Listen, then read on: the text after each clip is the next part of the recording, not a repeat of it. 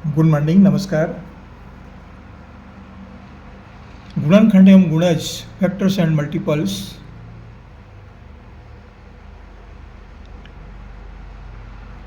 कक्षा छठवीं के लिए विद्यार्थियों के लिए वीडियो तैयार की जा रही है। कक्षा छठी में गुणनखंड और गुणज से संबंधित जो प्रश्न हैं वे तैयार किए जाते हैं, बताए जाते हैं। गुणनखंड क्या होता है, गुणज क्या होता है, ये सब बातें बताई जाती है। इसके अंतर्गत उन संख्याओं का महत्तम संवर्तक ज्ञात करने के लिए बताया जाता है कि महत्तम संवर्तक कैसे निकालें। तो इसमें हमने प्रश्न लिया है 72, 96, 144 का भाग विधि से महत्तम संवर्तक ज्ञात कीजिए। महत्तम संवर्तक ज्ञात करना है। तीन संख्याएं हैं 72, 96, 144। कैसे हल करेंगे? यहाँ पर हमें तीन संख्याएं प्राप्त है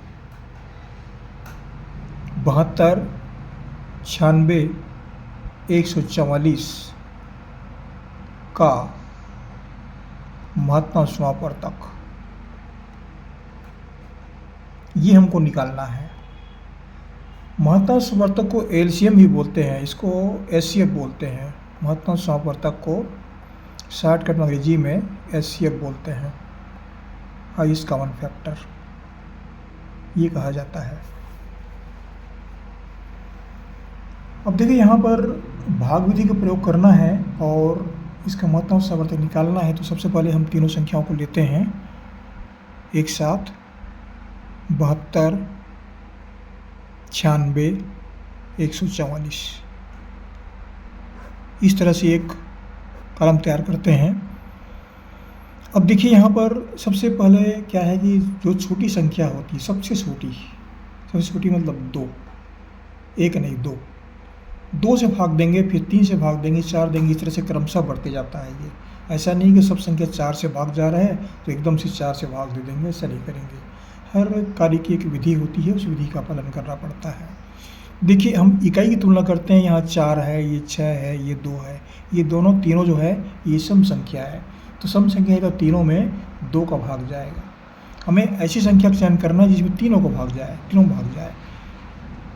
तो ये 2 से भाग जाएगा।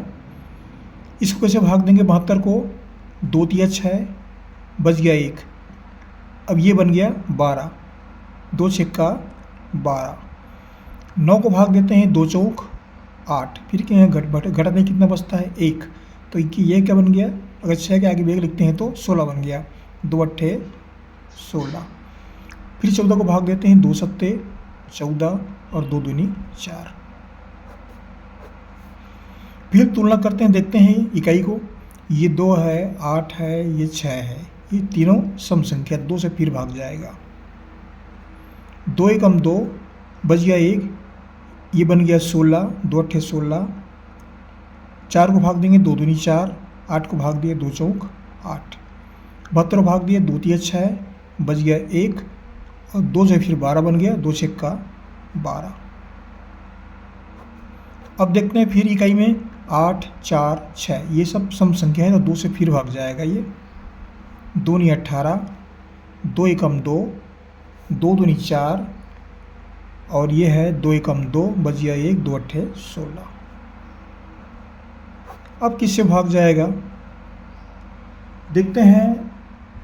2 और 8 ये सम संख्या है, लेकिन 9 जो है ये विषम संख्या है, तो 2 से भाग नहीं देंगे। अब ऐसी संख्या लेंगे जिसमें तीनों भाग जाए। तो 3 से भाग देके देखते हैं। 3 का भाग चला जाएगा। 3 तिया 9, 3 चौक 12 और 3 छक्का 18। अब हमें ऐसी संख्या चयन करना है कि इन तीनों में एक साथ भाग जाना चाहिए। तो तीनों में भाग जाने के लिए ऐसी कोई संख्या नहीं जिसमें भाग जाए, केवल एक को छोड़कर। ऐसी कोई संख्या नहीं है, तो इन सबको छोड़ना पड़ेगा। ये तीनों जो हैं उभयनिष्ठ नहीं आएंगे। अगर विशेष परिस्थिति में अगर कोई भी संख्या में उभयनिष्ठ नहीं है तो वहाँ पर 1 लिया जाता है महत्तम संवर्तक में, लेकिन यहाँ पर आवश्यकता नहीं है। तो ये तीनों छूट जाएंगे। क्यों छूट जाएंगे? कि एक ही संख्या से तीनों में भाग नहीं जाएगा, इसलिए छोड़ देंगे इसको। तो हमें क्या लेना है? ये 4 संख्या लाना है, 2 गुणित 2 गुणित 2 गुणित 3, ये उभयनिष्ठ है। इन संख्याओं में पूरा पूरा एक साथ भाग जा रहा है, ये तीनों भाग जा रहा है, इसलिए इसको लेंगे हम 2 2 2 और 3 को।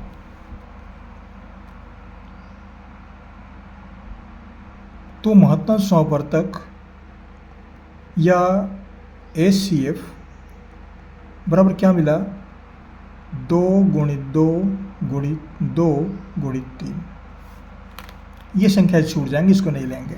अगर लघुत्तम निकालना है तो फिर ये पूरे सब आएंगे, ये सब आ जाएंगे लघुत्तम में, लेकिन हमको महत्तम समावर्तक निकालना है। अब ये क्या करेंगे, 2 दूनी 4, 4 दूनी 8 और 8 दिया 24। तो उत्तर हमें क्या प्राप्त हुआ,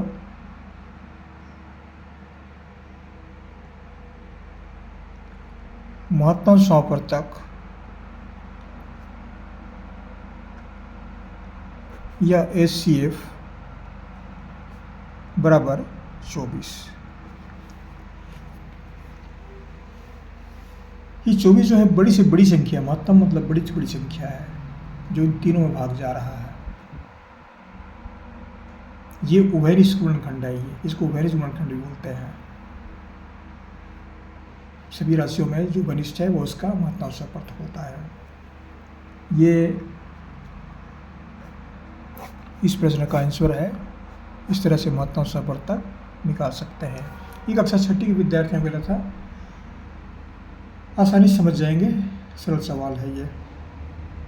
आशा करता हूँ ये वीडियो आपको पसंद आएगा। जहाँ से पढ़े जरूर कमेंट्स कीजिएगा और हमारे चैनल को भी सब्सक्राइब अवश्य कर दीजिएगा। आपको हमारी ओर से बहुत शुभकामनाएं, पढ़ते रहिए। अगली वीडियो फिर मुलाकात करेंगे। Thank you.